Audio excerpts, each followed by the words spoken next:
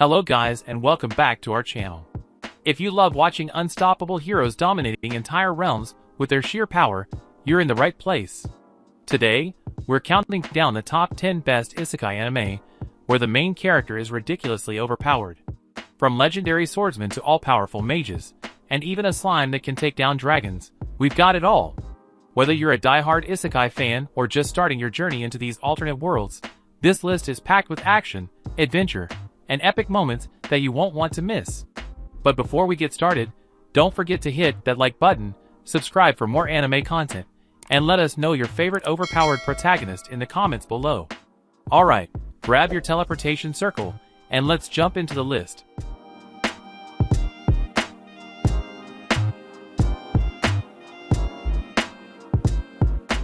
The Faraway Paladin, after a life of stagnancy, will awakens to the faces of a skeleton, a ghost, and a mummy. Living amid the ruins of a long-demolished city, the three Rays will as their own. The skeleton, Blood, teaches him how to fight. The ghost, Gus, teaches him magic. And the mummy, Mary, educates him about religion and duty. The most important thing they all teach him is love. Will grows up and learns about the society he was born into, preparing for the day when he must eventually go off on his own. For Will, this voyage holds a lifelong promise. Every adult is required to take an oath to their preferred deity at their coming-of-age ceremony, with the strength of the vow determining the degree of their sworn god's blessing. With his departure coming, Will must prepare to embrace the truth about his zombie guards and enter a world that even they are unaware of. Will discovers, however, that every oath must be kept, in some form or another. Welcome to Demon School. Iruma Suzuki, 14, has been unfortunate his entire life, forced to work to support his irresponsible parents while being underage. One day, he discovers that his parents sold him to the demon Sullivan. Iruma's concerns about what will become of him are quickly alleviated, since Sullivan only wants a grandson, pampering him and forcing him to attend the demon school Babels.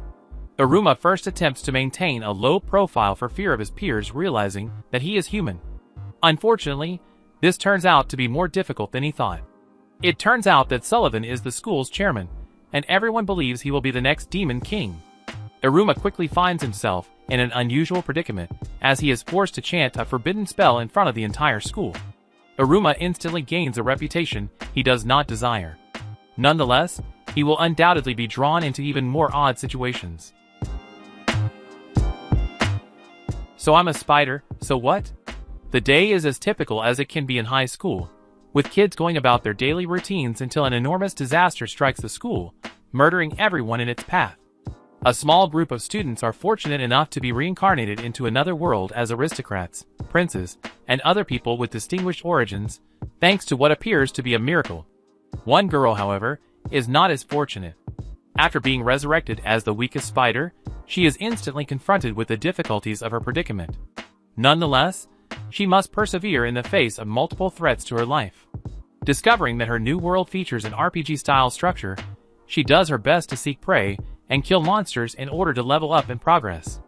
As she becomes stronger, she hopes that one day her efforts will be recognized, and she will be given a better life.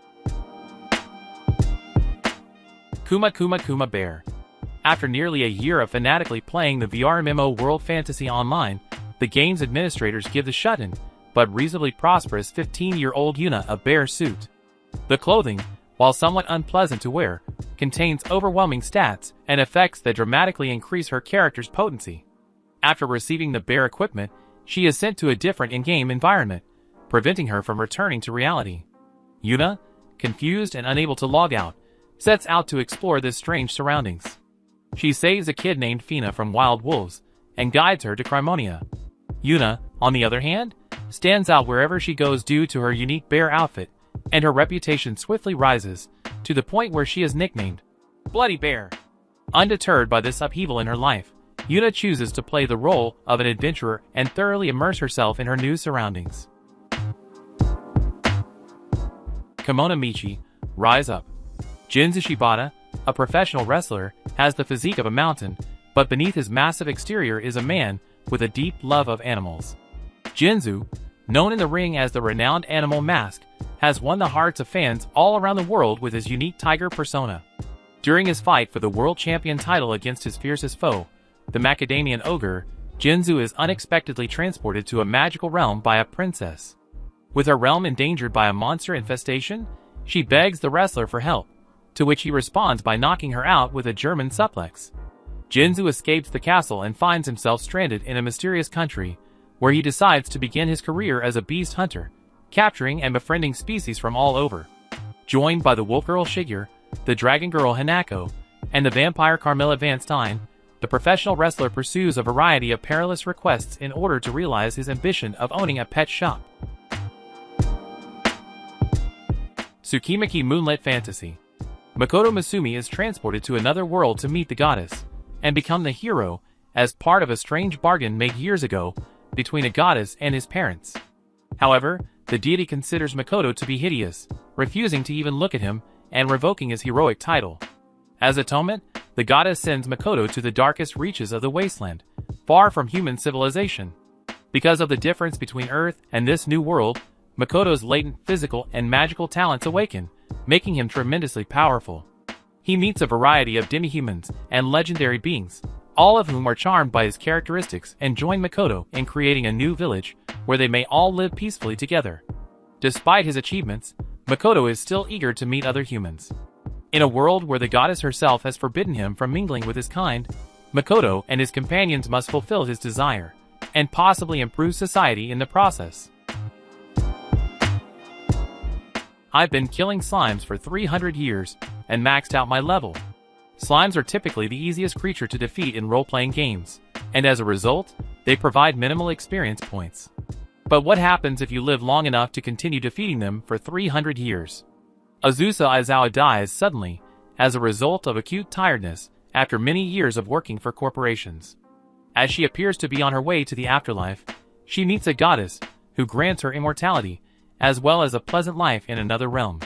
Azusa spends her days tending to her farm, guarding the local village, and killing approximately 25 slimes per day, a routine that has endured for at least 3 centuries. However, this somewhat monotonous cycle begins to alter when Azusa discovers that she has reached level 99, the highest conceivable level, through slimes alone. Despite her best efforts to hide this reality for fear of ending her sluggish existence, tales of her strength spread. Soon, diverse people from throughout the continent, such as the dragon Laika and the elf Halkara, begin to appear at her door, some seeking a battle, others requesting her assistance. Azusa discovers that she can live a far better life with others than she could alone, as she makes friends and acquaintances who quickly become family. The great Jahy will not be defeated. The powerful Jahy cannot be defeated. Jahy, previously the second strongest being in the Dark Realm, is under extreme stress as he battles famine, a lack of air conditioning, and the unavoidable weakness of shrinking to kid size. If the mana crystal that powered the Dark Realm hadn't been destroyed, Jahy would still be living a life of power and luxury. Nonetheless, Jahy is currently brawling with the landlord over rent on a regular basis. Jahy must work part-time just to pay for his rent and food. However, her tremendous pride will not enable her to dwell in such deplorable surroundings for any longer than necessary. Jahy, vowing to restore the Dark Realm to its former glory, continues her quest to reunite the mana crystal. Cautious hero. There is a popular saying, "You can never be too careful."